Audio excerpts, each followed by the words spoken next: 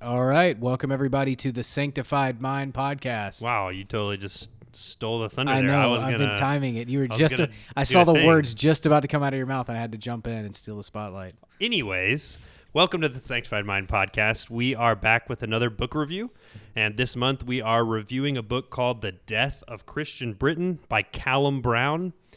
It is a historical book primarily about the, surprise, surprise, the death, as the author would say, of Christian Britain. So I think what he means by the death of Christian Britain there is obviously not the total extinction of Christianity in Britain, right? But the decline of Christianity as a cultural force, as the dominating cultural force in Britain. Is that fair to say? Yeah, I mean, Christianity in Britain didn't die all the way. You can't kill Christianity all the way. You just see its declension a little bit, that's all. Right, and the author himself would say, his focus is more on the protocols or the cultural aspects of the Christian dimension and what influence it has, to what extent the society would identify as Christian, and maybe not so much anymore. So is this author a Christian? This author is definitely not a Christian, especially the postscript in the second edition of the book, where he says as much. I don't think he says it in the first edition anywhere, but in the postscript of the second edition, he makes it very clear that he's not a Christian. So, you have to take that into account when you read the book. But let's get into what his major premise is, because he's taking a kind of unpopular or different approach to the decline of Christianity from a historian's point of view than others have taken. I think the popular theory of the decline in Christian Britain, so the decline in Christian Britain is, no one's disputing that, right? I mean, that's a fact that Christianity has declined in Britain as far as the people that identify as Christian, that attend church, that do the things that, Christians do, is on the decline majorly since the 1960s in Britain. But he sees the decline of Christianity very differently than popular historians, who would say that the decline of Christianity was a very long process through the 1800s into the 1900s. From the industrial age. Correct. But he sees it as a much sharper and quicker decline starting in the 1960s, where he argues in the book that you can see Christianity is a dominant force all the way up until then, and then there's a sharp drop-off and a very quick secularization and a very massive decline over a very short period of time. So we're going to get into why he thinks that, but do y'all have any other thoughts? No, I thought it was an interesting historical survey of what Christian Britain was like. I'm sure we'll get into this in the actual discussion, but I think he was emphasizing the wrong points, which eventually led to the secularization, what laid the groundwork for it. I certainly think that the Christianity that was in Britain was a Christianity that needed to be redirected somewhat, that the emphasis was on the wrong things, and that probably, again, was the seeds for how secularization really came into being and became so poignant in the 60s. But it's a good historical overview. I really appreciated the first few chapters that were very historical in nature. It was very cool reading about how the Sunday school movement began and all those different things that we grew up with, but never really understood the origins of or how we got them. So that was interesting. The author kind of lost me in the last part of the book. I drudged through that part. I wasn't interested in the statistics, the graphs, the charts, all that stuff. That didn't interest me. I'm not a sociologist or anything like that. But the historical aspect of it was very interesting to me, and I appreciated that. And I walked away with some good things from it. But certainly it's a book written by a non-Christian, because we do that on the Sanctified Mind podcast. We're not scared of non-Christian books. Look how diverse we are. Yeah. So, but I mean, all in all, I appreciate the fact that I read it. I think it appeals to a very narrow audience, not necessarily something that I would tell every Christian needs to be absolute must reading on their list. Sure, it's definitely a history book. Right. But yeah. I would say something important to keep in mind when you're reading a book like this, and this book in particular, is that he's talking about, when he talks about Christian Britain, he's defining Christianity probably different than we would. I mean, if we think about it in the American context, a history book written about, from a non-Christian point of view, written about American Christianity is going to include Joel Osteen and Benny Hinn, and all these people who we would say are false teachers. They're not teaching Christianity at all. Their followers, if they believing what they are teaching, are not Christian, but they are all wrapped up in this Christian, the metrics of what is Christian and defining Christianity and the strength and the weakness of it. So that's important to keep in mind. It was the same way in Britain. There could have been a large portion of Britain that was not what we would say would be Orthodox Christianity that he's lumping together with Christianity. So that's something to bear in mind when reading a book like this. I would say that he's talking about his view of Christianity in the public sphere. Right. So how it engages on culture and how it engages the polis, the city. How are we The living? What are the polis, the city? Oh. Okay. It's like a Greek word. So apparently polis means city, folks. What are the mores, the traditional, is it mores or mores? I think it's mores. Social mores, I think is Let's what go it with is. mores. I think it's It mores. sounds better. Social mores. I'm going to say mores. How are we supposed to act as Christian men and women? What are the culturalized expectations, not necessarily enforced by law, but things that have been internalized, both enforced by the state and by the church and ourselves? All these play into how a Christian acts in the public sphere, and that's really what he's going for. He's going for the cultural dimension, not really so much the salvific conversion experience that a Christian should have and what that entails. And that's something to understand if you decide to read this book or look into it. He's not dealing with your typical regeneration, conversion, like you said, the whole salvific experience.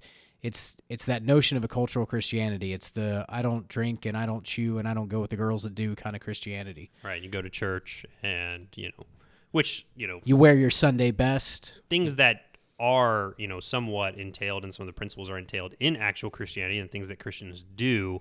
But these were wholly the metrics he's looking at. He's not looking at the more personal aspect of salvation and the salvation experience. And when you're a historian or a sociologist, those are important things to look at. Sure. It is important to see the dimensions of how a nominal Christian in name will say that he acts and then actually does act.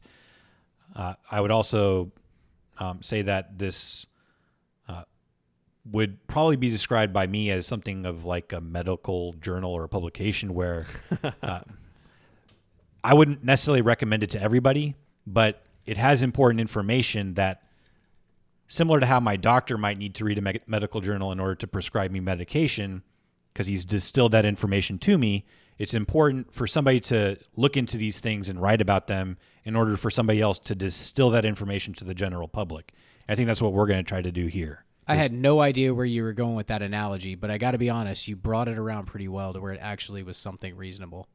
Well, I mean, those who don't know history are doomed to repeat it, right? And so we're going to talk about in our next discussion that we're going to release in the middle of the month, what does this mean for American Christianity, right? We don't want American Christianity to end up like, Christianity in Britain, obviously. Right.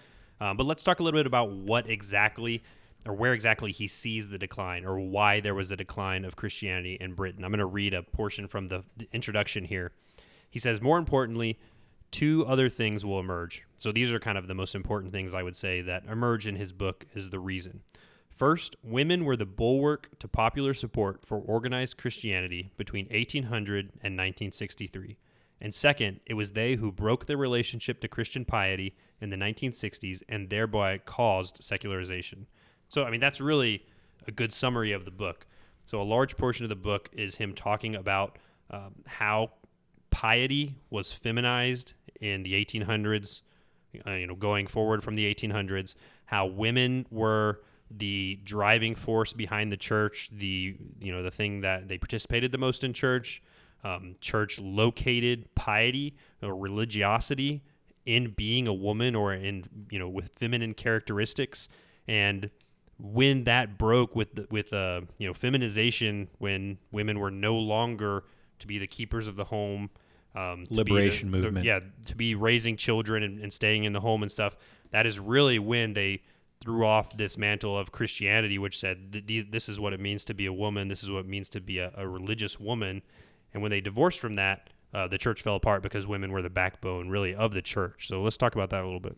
Yeah, I think the author makes a Mr. Callum G. Brown. Is he a doctor? Do we know that? Does he have a title? I don't know that. Okay, well, we'll just go with Mr. Brown. So I think he makes a pretty good case for why the feminization of American Christianity is a bad thing. And I know we'll get into that in the discussion, but he lays the groundwork for how that feminization was established in Britain, like you said, on the cusp of second wave feminism. And that's certainly a metric that we're seeing applied here in our nation. And if anything, the book has value in helping the reader to understand why the feminization of Christianity is a bad thing and why it ultimately leads to a severe declension and secularization in every culture which finds it.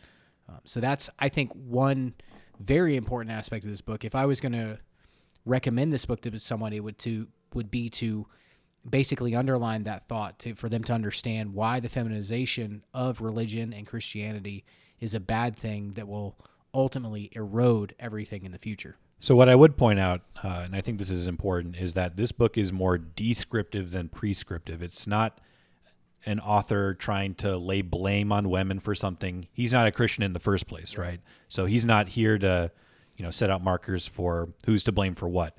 What he's trying to do is paint a picture of a culture and then why that culture has changed. So he's saying that Christianity was associated with femininity, domestication, and the loss of those values within British society consequently eroded the Christian dimension of the public sphere.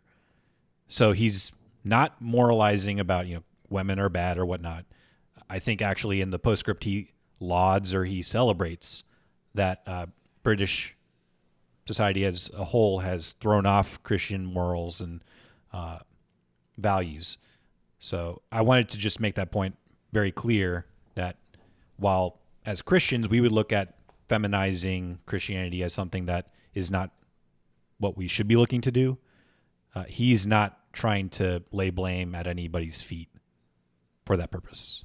And I think it's probably one of the most interesting in the things in the book is this idea that piety was feminized in the 1800s, and that's probably would merit a whole nother book to read about that. Right. Some of the things he talks about, though, are just really interesting, and especially the first half of the book, he really talks about, one of the things I thought was really interesting is that angels became women after the 1800s, and that just really struck me because just the other day I thought something about my wife and just had this idea in my mind of she was being angelic or something, right? And just I was like, wow. Well, to live with you, she would almost have to be.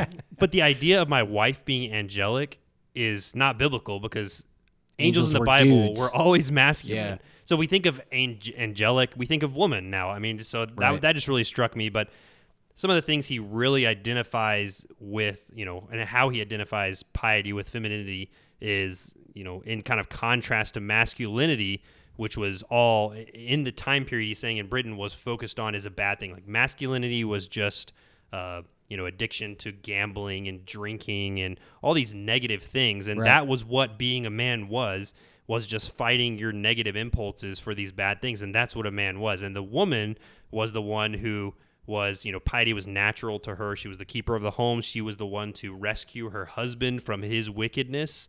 And he talks about how that really didn't play well with the men in the culture. Because then what does it mean to be a Christian? It means to submit to... It means to become a woman. Femininity. Yeah. And that's not what you want to hear. When basically you're defining masculinity and how to be a man as something that's negative, then all that's left is femininity, and that's not something that a man's going to be wanting to be lumped into. Right. Boys will be boys at that point if you're going to try to characterize the two sides of the matter that way. You're operating from a faulty definition of what is manhood, and then your response to it is essentially feminization. I think, we were discussing this before the podcast, and Daniel made the point that women had proactive things that they could do to act out their femininely godliness, but there wasn't anything that it seemed like from the book there was for a man to do to show that he was a godly man. He had to submit to the female authority or the domestic keeper of the house, and that Yeah, he says in the book here, emasculates him. he says Right. boys had to suppress their masculinity to be good Christians. And so we can see why even from a young age, like trying to suppress the natural, characteristics of the male, his rambunctiousness, his want to dominate, his more militant outlook and desires in life, suppressing those and locating the piety or being religious with being womanly. We can see, and again, we'll talk about this in the next episode, as far as American Christianity. And he also talks about emotionalism. That was a thing even then that drove the men away. He talks Absolutely. about in the military men and stuff, how, they would, there was no emotionalism there. And so, they were not good Christians because they resisted this emotionalism in, religion. So Now, we would say that's not necessarily a bad thing. We don't have to weep for everybody and show our emotions that way. But when your culture is defining Christianity where emotions have to be showed or displayed in order for you to be converted, then that itself is going to push some people away. I guess that would cover the men's side of things, but what happened that led women away from the church? The Beatles are what happened. well, I do think he does. Those darn Beatles. He makes a good case, for the power of media, certainly. He talks a lot about magazines and publications and music and things that, at one time were used to reinforce the Christian idea of, the woman's responsibilities in the home, right, and the woman's responsibilities in society, but was then used to basically tell the woman that she can be like the man, that she can do these irreligious things that the man is, associated with. Now she can do it, like go out and, chase skirts and, drink and work outside the home and do all these things that were associated with the men, and a lot of them anti-Christian things. So it makes sense that as feminism happened and women now were striving to be like men, and if men were anti-religious, then it makes sense that, they left Christianity if that's how Christianity was viewed in the popular culture, right? So, Well, hey, I think we have a lot of things just from our own perspective and our own experiences growing up, being Christians and owning our own faith that we can talk about these things. There's a lot of things that I think will resonate with us in the discussion. But let's wrap this up. What do you guys think in terms of who should read this book? go ahead, Ryan. So I would say that I didn't feel like I was the target audience for this, but if that's the case, I would feel like most Christians probably are not the target audience for this type of book. I would go back to my analogy of a medical journal and say that it's good information to have out in the public, and it's good for somebody to know it. It's also good for somebody to distill that information to the more popular level, which I think is where you would find more people willing to listen, because otherwise read like a college sociology book to me or history book, and I wasn't necessarily that interested in that aspect of it. No, Ryan, you love history. That's your thing. Okay. It's going to lead to some good conversation, but I feel like if we're going to just say that for every book that we have on this podcast, we're going to recommend every book because every book is going to lead to some interesting conversation. So I'm going to not recommend it on that basis. Daniel? It's my book. I get to go last. Oh, I'm sorry. My bad. I didn't mean to steal your thunder. So I think this book is definitely for someone who is well-grounded in their faith, who understands that certain cultural things have occurred, such as the feminization of Christianity, basically the secondary aspect of the patriarchal structure, and seeks to see what are some of the groundwork that creates those kinds of phenomenon. What is it that makes those things happen across a culture, across time? I think it has that kind of importance, but I have to somewhat agree with Ryan. I wouldn't recommend this book to too many people that aren't really interested in something along those lines or don't really have an interest in history and how things in Great Britain turn themselves into the way things happen here in America. That's the case. Also, I think it's also important to point out that this is not a Christian author. He's not operating from a Christian worldview. We know that there's no neutrality. You don't examine facts in a neutral fashion. This author didn't either.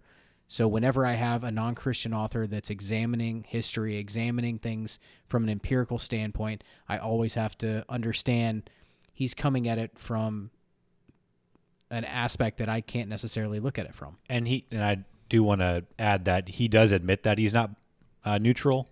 He just also admits that he can't account for what that means for his own worldview. I think he brought that up very early on. And that's important to know. I would also say that just as this author is not Christian, I can't really recommend this book to a lot of professing Christians, almost sort of as an indictment against American Christianity, because there's a lot of things that American Christians probably need to read first, right, before this book. Right. There's bigger priorities that we have in the church right now, from my perspective. I'm going to strongly disagree with both of you. Like I said earlier, those who don't know the past are doomed to repeat it. And we can, after reading this book, I see a lot of similarities to what is happening in the American church. And, I agree with Ryan that if in an ideal world, if these ideas were distilled and gotten out to people, they wouldn't necessarily need to read the book, but they're not. Well, that's why we have this podcast. When we're dealing with femininity in the most reformed denominations in, the most reformed, the most orthodox, most conservative denominations. The Reformed Baptist. In the United States, I would say books like this are extremely important because, look, you don't think feminization is a big deal. You don't think femininity in the church is a big deal. Like, read this book, right?